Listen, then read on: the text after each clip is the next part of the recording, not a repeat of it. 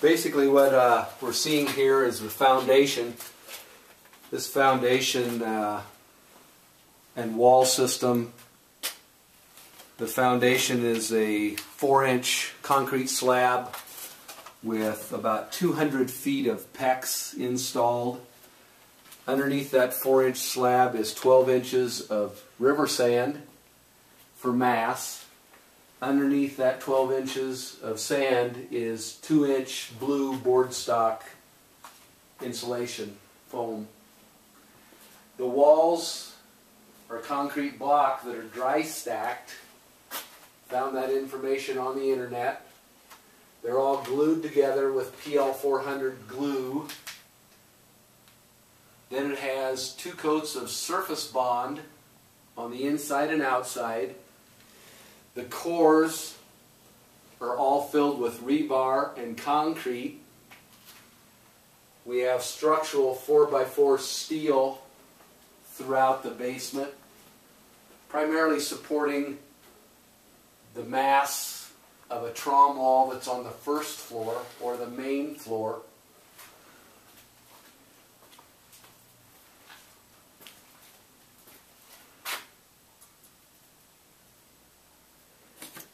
We have a 1984 brand new, bought off the internet, HS Tarm.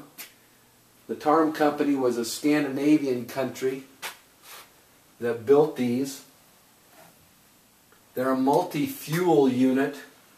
I have not hooked this one up yet. This one runs on propane, coal, wood, pellets, corn. Has 2 electric units. It's about a 75,000 BTU unit.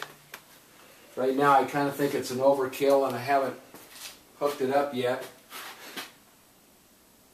Last year, and this is my 3rd year, last year I used a 30-gallon electric hot water heater that I started about Thanksgiving.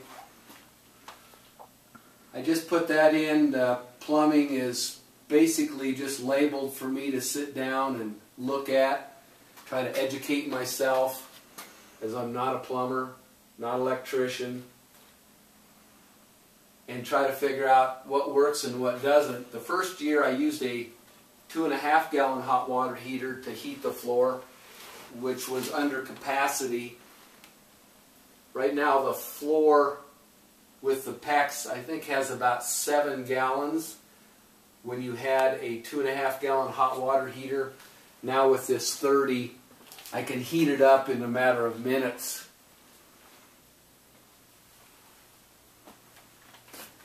Underneath the hot water heater there, which is again just for the PEX, for the floor heat in the basement and the main floor, you see 2 tubes.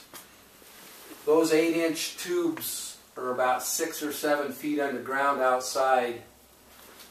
It goes out 200 feet, makes a 20-foot turn, and comes back. So it's about a total of 220 feet. Not sure what I'm going to use that yet for, but I had seen that in another internet post on someone else's project. Thought while I'm digging I just as well continue and put that in. It's just black ABS pipe that's supported, covered up with dirt.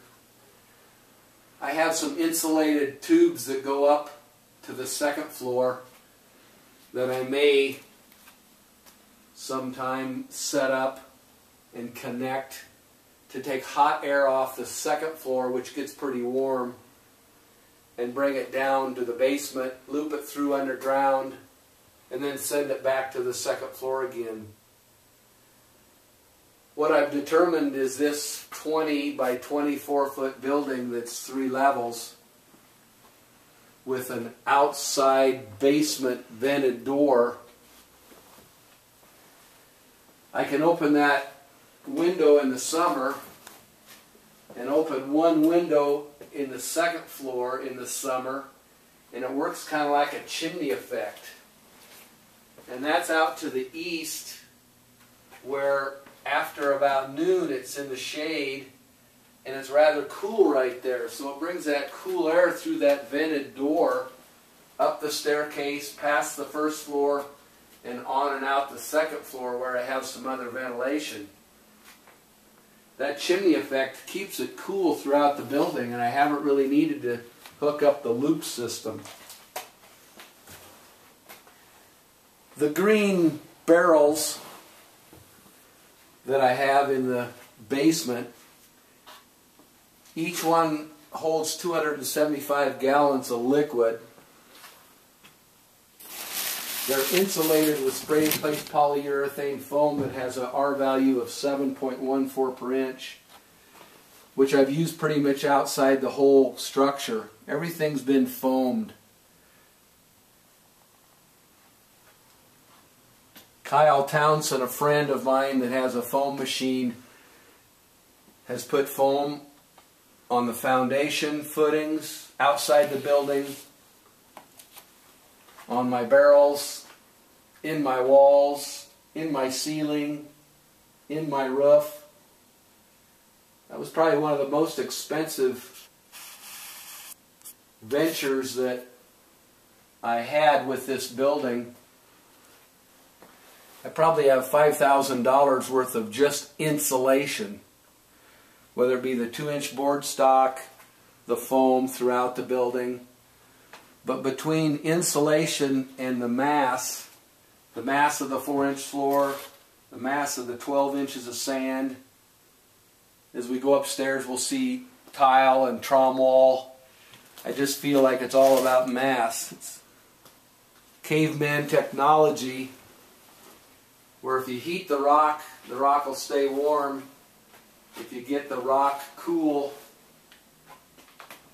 the rock will stay cool.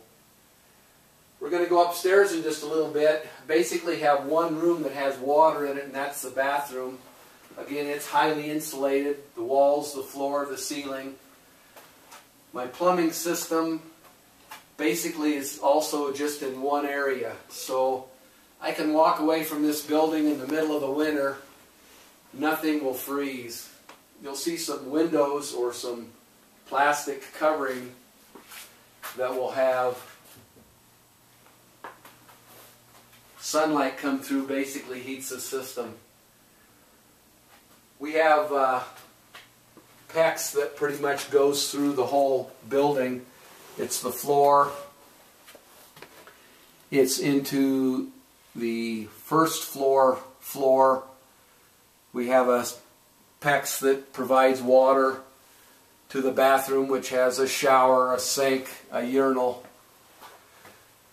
Basically, we have just a little hot water heater. It's not a very big system. In the winter, most women wouldn't care to shower with it, as it takes the water up maybe 35 degrees. So if my water is 50 degrees, you only have an 85-degree shower, which isn't quite enough. For me, it's adequate. I don't shower out here much in the winter. Primarily, the building was put up to have that restroom facility for social, for when I'm outside working, maybe splitting firewood and I don't want to have to walk all the way to the house to use the restroom. Take my shoes off to go across the carpet. I can come into a structure here that's a little bit more like a cabin. Cabin does have a bedroom. Just a one-bedroom room. Again, it's surface bond. Got a little ventilation, got a window for ventilation.